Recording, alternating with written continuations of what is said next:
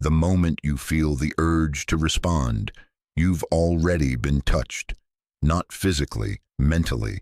That spike in your chest, that heat behind your eyes, that need to correct, defend, explain, prove, that is not strength. That is the sound of someone else reaching inside your mind and pulling a lever. Here's the uncomfortable truth no one warns you about. Your enemies don't need to defeat you. They just need you to react. Because reaction is exposure, and exposure is control. Most men think power is loud. They think dominance comes from winning arguments, landing the final word, humiliating someone in public. They think if they just explain themselves better, speak sharper, raise their voice a little higher, respect will follow. It never does. Respect retreats from noise. Power avoids chaos. And the men who talk the most are usually the men being played. Let me ask you something uncomfortable. When was the last time you argued with someone and felt stronger afterward? Not relieved, not temporarily satisfied, stronger, exactly. Because arguments don't build power. They bleed it out, slowly, invisibly, in front of everyone. Your enemy doesn't want to win logically. Logic is irrelevant. They want access. Access to your emotions, access to your timing, access to your attention. And once they have that, they don't need to beat you. They can steer you. This is where most motivational advice collapses. It tells you to stand up for yourself, to speak your truth, to clap back, to never let disrespect slide. Sounds heroic, feels righteous, and it quietly turns you into a puppet. Because every reaction hands your opponent data, what triggers you, what embarrasses you, what wounds your ego, what makes you rush, and men who rush lose. Centuries ago, a cold observer of human nature noticed something disturbing. The rulers who survived weren't the most moral, they weren't the loudest, they weren't even the smartest in the room. They were the hardest to read. They didn't argue, they didn't explain, they didn't defend themselves against every accusation. They let others exhaust themselves, swinging at shadows. Because silence does something terrifying to aggressive people. It denies them feedback. No reaction means no confirmation. No confirmation means uncertainty. And uncertainty is where confidence goes to die. Think about it. An insult unanswered lingers longer than a shouted rebuttal. A calm stare outlasts 1,000 clever words. A man who doesn't react forces the other man to face himself. And most people can't stand that mirror. This is why arguments escalate, not because of disagreement, but because both sides are starving for emotional validation. One wants to feel superior, the other wants to feel justified. Neither is thinking strategically. And strategy is the difference between momentary satisfaction and long-term dominance. Here's the paradox most men never understand. The more power you have, the less you need to prove it. Kings don't argue with peasants in the street. Generals don't debate soldiers during battle. Men in control don't rush to clarify rumors. They move quietly. They let outcomes speak, and that silence drives insecure people insane. Because when you don't react, the enemy starts reacting for you. They fill the silence with assumptions, with projections, with fear. Why didn't he respond? Did I go too far? Does he know something I don't? Now the battlefield has shifted. They are no longer inside your head. You are inside theirs. This is the first psychological law of dominance. Never fight on a battlefield you didn't choose. Arguments are enemy territory. Emotion is their home field advantage. The moment you argue, you've accepted their terms. But refusing to argue doesn't mean weakness. It means you're playing a longer, colder game. A game where patience beats passion, where restraint beats rage, where control beats correctness. And here's what makes this dangerous knowledge. Once you see it, you can't unsee it. You'll start noticing how often people provoke just to feel relevant, how often insults are bait, how often debates are just disguised power grabs. and you'll feel the temptation, that pull to engage, to defend your name, to show them who you are. That moment is the test. Fail it and you become predictable. Pass it and you become untouchable. But silence alone isn't enough. Because true mental victory isn't just about withholding reaction, it's about replacing it with strategy. And the next step is where most men slip. Because your enemy doesn't stop just because you don't respond.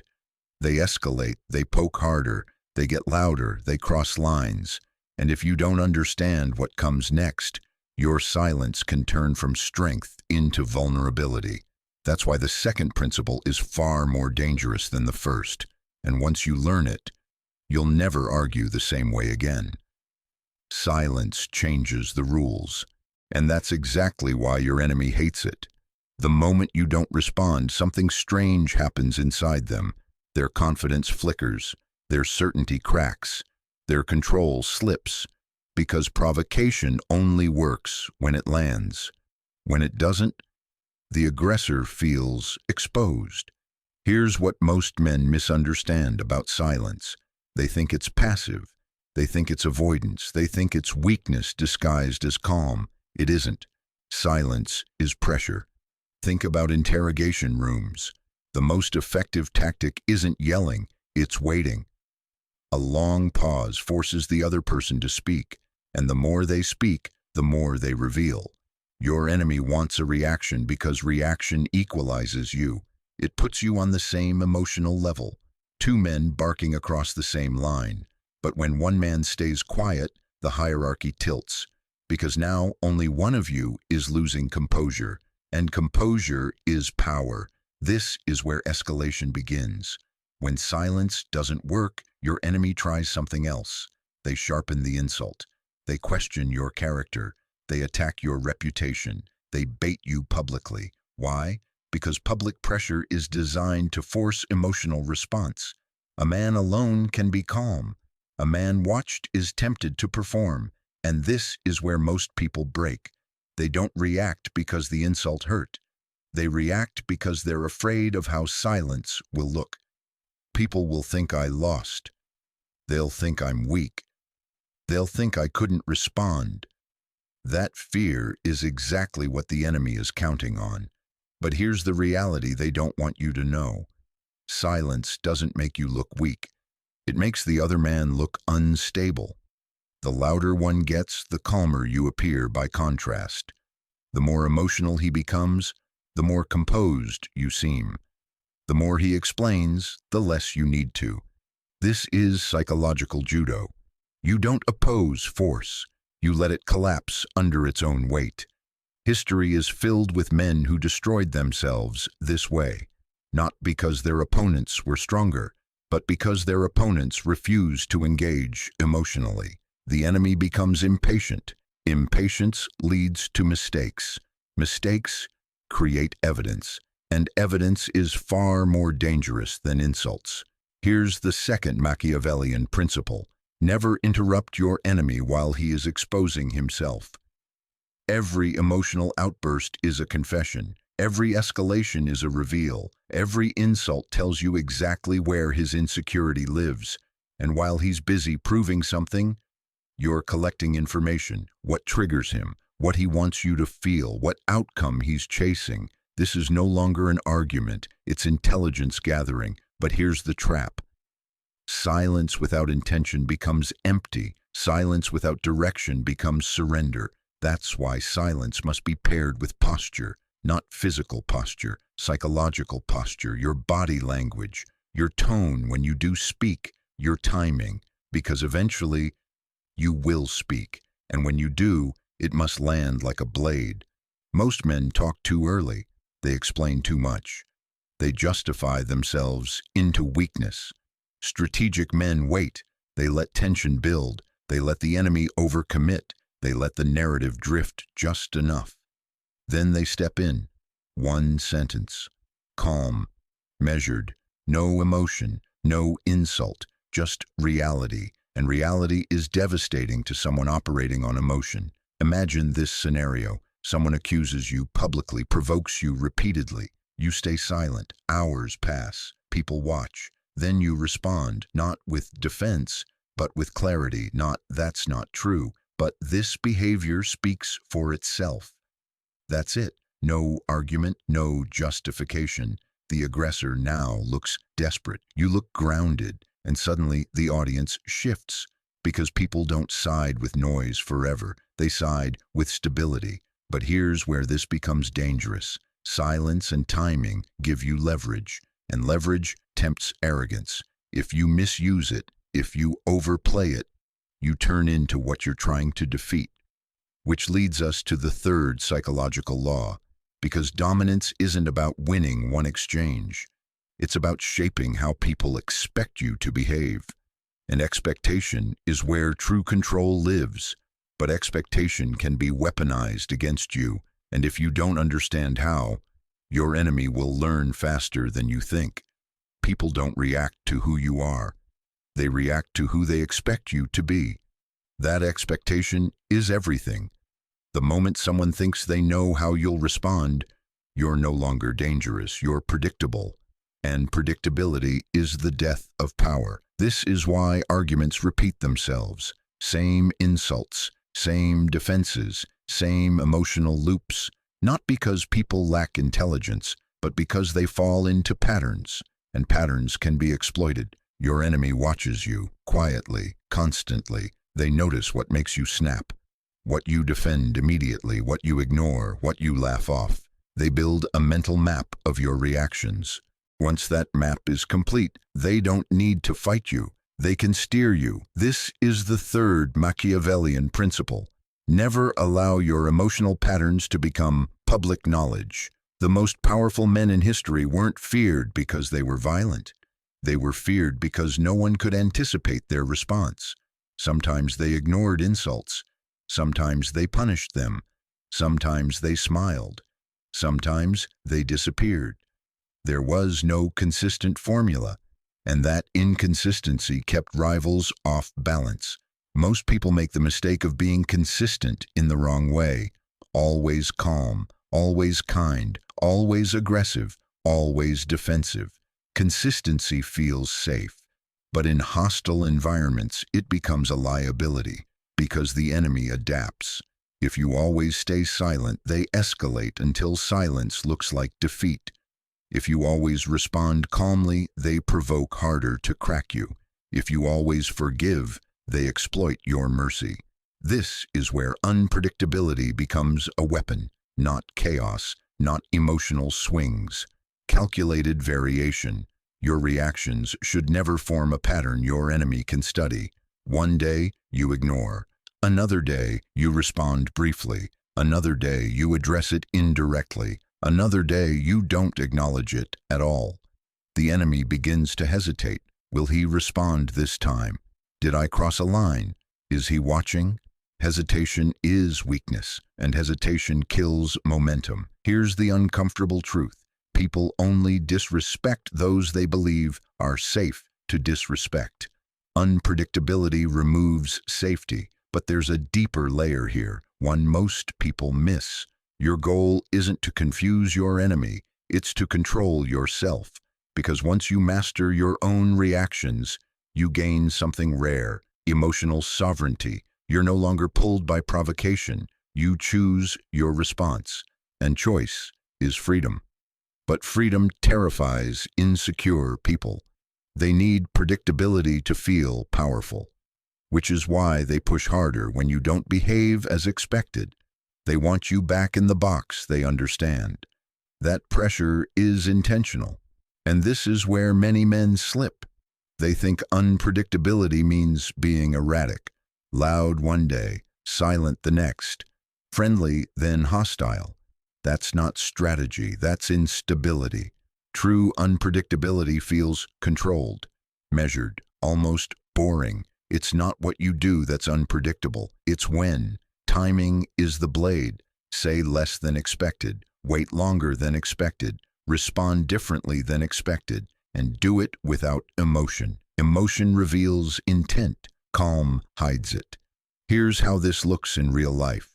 Someone repeatedly tests you, jokes at your expense, provokes in meetings, pushes boundaries. You don't react immediately.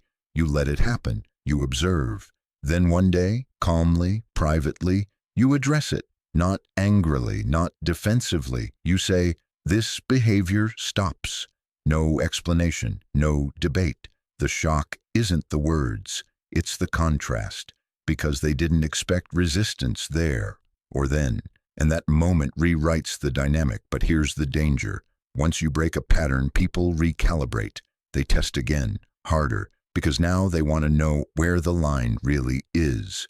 And if you fail to reinforce it, you lose everything you gained. This is where most men collapse. They assert once, then retreat. They draw a boundary, then apologize for it. They speak, then soften. And that teaches the enemy something critical. Your limits are flexible. Which brings us to the fourth psychological law. Because silence and unpredictability mean nothing if your boundaries don't carry consequences. And consequences are where fear is born. Boundaries without consequences are invitations. Read that again. Because this is where most men fail, not loudly, not dramatically, but quietly, over time. They say, "Don't do that." They say, "I don't like this." They say, "This crosses a line." And then nothing happens. No shift in access, no loss of privilege, no cost. So the enemy learns something dangerous. Your boundaries are negotiable. This is the fourth Machiavellian principle. Never announce a boundary you are not prepared to enforce. Power is not what you say, it's what changes after you speak. When consequences are absent, words become noise, and noise invites disrespect. Here's what insecure people do when challenged. They argue, they justify, they explain why their boundary is reasonable. That's a mistake. Explanation turns a boundary into a discussion, and discussions imply equality. You don't debate gravity, you experience it. Real boundaries function the same way. They don't require understanding, they require compliance. The moment you start defending your boundary, you weaken it, because now the enemy thinks they can talk their way around it. This is why powerful men move silently. They don't warn repeatedly, they don't threaten, they act. Access is removed. Opportunities disappear. Conversations end. And the message lands without words. Here's the psychological shift this creates.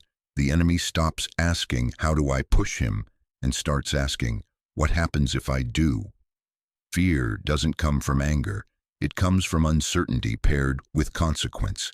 If someone knows exactly how you'll react, they plan around it. If they don't, they hesitate.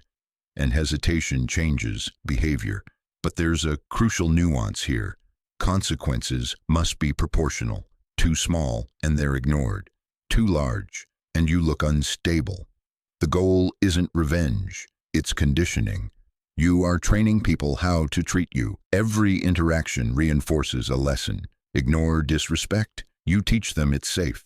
Confront without follow-through, you teach them you're all talk. Act once, cleanly, calmly, decisively, you teach them memory. And memory lasts longer than fear. This is why the strongest consequences are often quiet. No yelling, no public spectacle, just a shift. Someone disrespects you repeatedly in a group, you stop inviting them. They find out last. Someone undermines you at work. They're excluded from key decisions. No announcement, no explanation. The absence does the teaching. And here's the part most men don't expect. When you enforce boundaries calmly, people don't hate you. They respect you. Anger invites resistance. Calm consequence invites acceptance. But enforcing boundaries creates a new problem. Once people know there's a cost, they try to disguise the violation. They become subtle, indirect, passive-aggressive, which leads to the fifth psychological law. Because the most dangerous enemies aren't loud, they're quiet, they smile, they agree, they undermine you in ways that are hard to confront directly. And if you respond emotionally here, you look paranoid, you lose credibility. This is where mental dominance becomes surgical, and where most men lose their advantage, because subtle enemies require a completely different strategy, one that doesn't rely on confrontation at all. And if you don't learn it, you'll feel the damage long before you can prove it. The most dangerous enemy is never the loud one. It's the one who agrees with you, the one who smiles, nods, supports you publicly, and undermines you privately. This is where raw aggression fails, because there's nothing obvious to attack, no insult to confront, no outburst to respond to, just a slow leak, a comment placed at the right moment, a doubt planted casually, a narrative shaped quietly while you're not in the room. And if you react emotionally here, you lose twice, once to them and once to the audience watching you overreact. This is the fifth Machiavellian principle. Never fight what you can't expose. Subtle enemies thrive in ambiguity. They want you to feel something is wrong, but not be able to prove it. They want you frustrated, second-guessing, defensive. Because a defensive man looks guilty, here's how they win. They never attack you directly. They frame concerns. They ask questions. They just want clarity. And every question implies doubt. Is he really reliable? Do you think he can handle this? I'm not saying anything bad, I'm just worried. That tone is poison, and most men respond the wrong way. They rush to reassure. They over-explain. They defend themselves to people who never accused them openly. And the moment you defend yourself, you validate the doubt.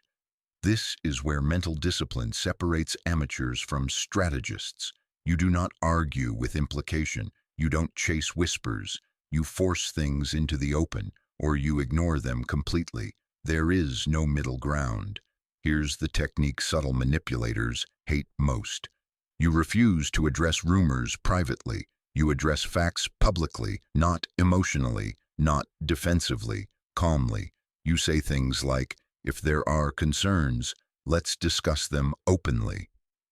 Is there a specific issue we need to clarify right now? Let's be direct. This does something powerful. It collapses ambiguity. Subtle enemies rely on shadows. When you turn on the light, they retreat, because now they must either accuse you openly or look like cowards, and most choose silence. But sometimes they don't. Sometimes they step forward, and that's when you gain leverage, because now there is something concrete, something visible, something everyone can evaluate. And once things are visible, emotional manipulation dies. But here's the danger. If you expose too aggressively, you look paranoid. If you expose too softly, nothing changes. The key is neutrality. No anger, no sarcasm, no righteousness, just clarity. Clarity terrifies manipulators because clarity removes narrative control, and narrative control is their only weapon. But there's a deeper layer to this. Sometimes the enemy isn't trying to destroy you. They're trying to provoke you into self-destruction. They want you to say something reckless, to accuse without proof, to snap. So they can step back and say, see, this is who he really is. That's the trap. And escaping it requires something rare, emotional patience. You must be willing to let damage appear before you correct it. You must tolerate discomfort without reacting. You must watch the long game unfold. This is brutal for men who equate action with strength. But strength here is restraint. Think of a hunter. He doesn't fire at movement. He waits for certainty. And when he moves, the outcome is final. This brings us to the sixth psychological law, because once you've mastered silence, unpredictability, boundaries, and exposure, there's one final move that ends most conflicts permanently. It doesn't look aggressive. It doesn't feel dramatic. But once you use it, people stop testing you altogether. And that's when you know you've crossed into true mental dominance. There comes a moment when your enemy realizes something unsettling. You're not reacting. You're not escalating. You're not retreating. You're advancing quietly, and that realization changes everything. Because the sixth Machiavellian principle is this: shift the frame so your enemy is no longer fighting you. They're fighting reality. Most conflicts stay alive because they remain personal. Egos clash, pride bleeds, emotions spiral. But the moment you remove yourself from the equation, the enemy loses their target. Instead of me versus you, it becomes this behavior versus consequences. And that shift is devastating. Here's how weak men respond to provocation. They say, "You disrespected me." They say, "You crossed my line." They say, "I won't tolerate this." All of that keeps the focus on you. Your enemy still feels powerful because they're affecting you. Strong men remove themselves from the narrative. They don't personalize violations. They systematize them. They speak in terms of standards, not feelings. Outcomes, not emotions. Processes, not pride. This doesn't align with how things are done here. This behavior leads to removal. This action has consequences. Notice what's missing. No anger, no ego, no drama. You're not offended, you're unmoved. And that scares people, because now they're not dealing with a man. They're dealing with an inevitability. You've become predictable in the right way. Unpredictable emotionally, predictable structurally, and structure always beats chaos. Here's the psychological effect this creates. Your enemy can't provoke you into mistakes anymore. They can't bait emotional reactions. They can't turn the audience against you, because there's nothing personal to attack. They shout. You don't respond. They accuse. You refer to outcomes. They escalate. You remain procedural. And suddenly, they look irrational. The crowd notices, not immediately, not dramatically, but slowly. People begin distancing themselves from the aggressor. They stop engaging. They stop supporting.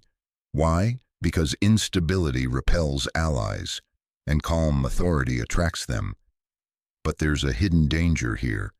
Once you become this composed, once people realize you don't react emotionally, they start testing you in a different way.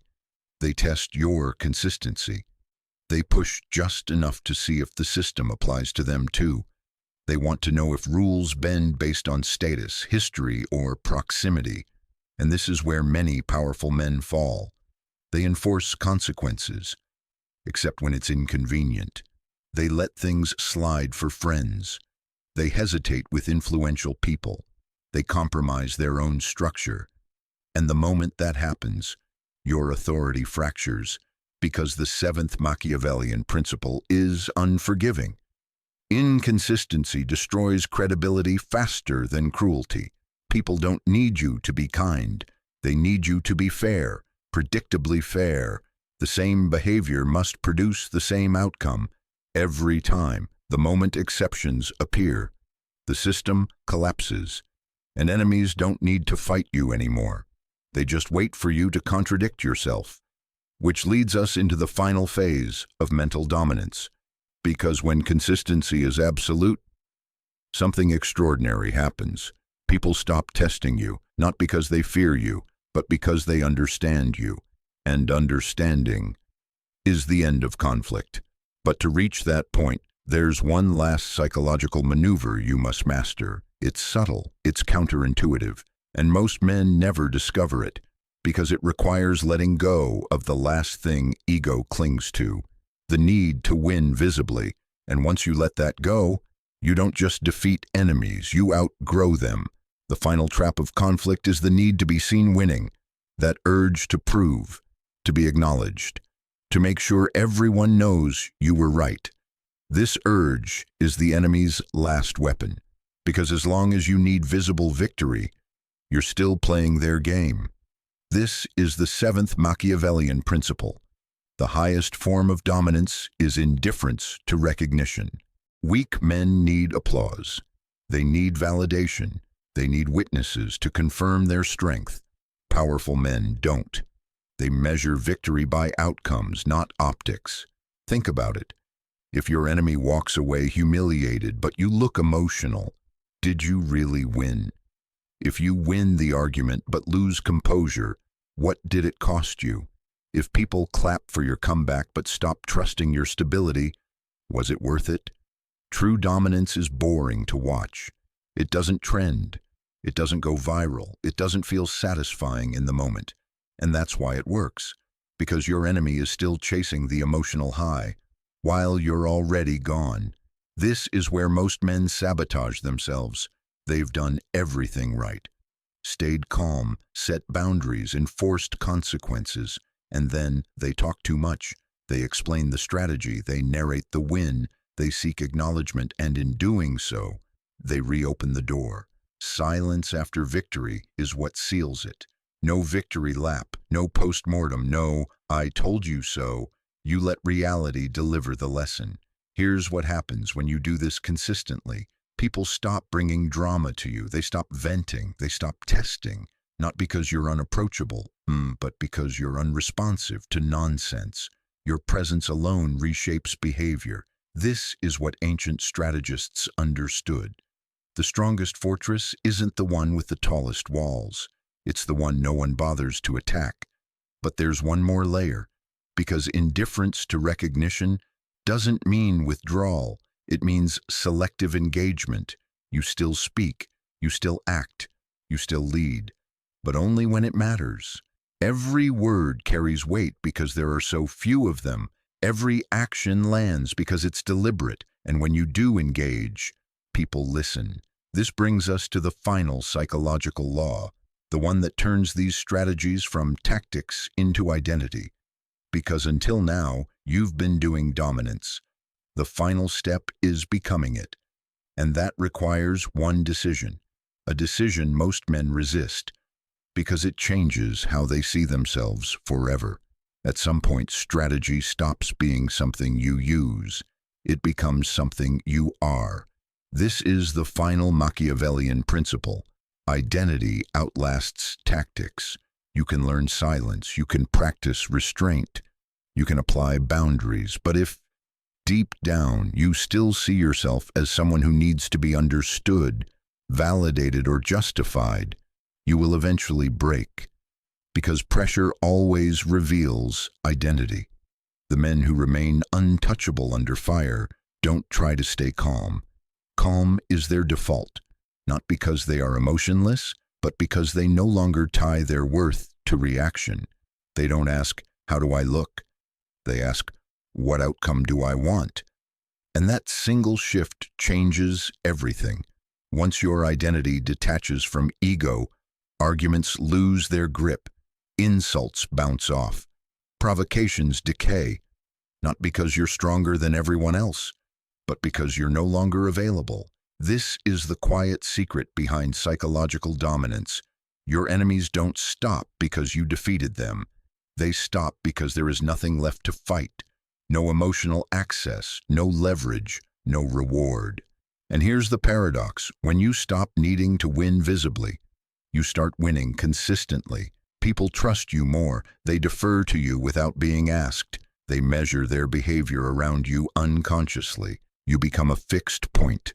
Stable, unreadable, grounded, and unstable people can't orbit stability. They drift away, not dramatically, not angrily. They simply disappear from your life. That's the real victory, not domination, not humiliation. Freedom, freedom from emotional labor, freedom from reactive thinking, freedom from battles that never mattered.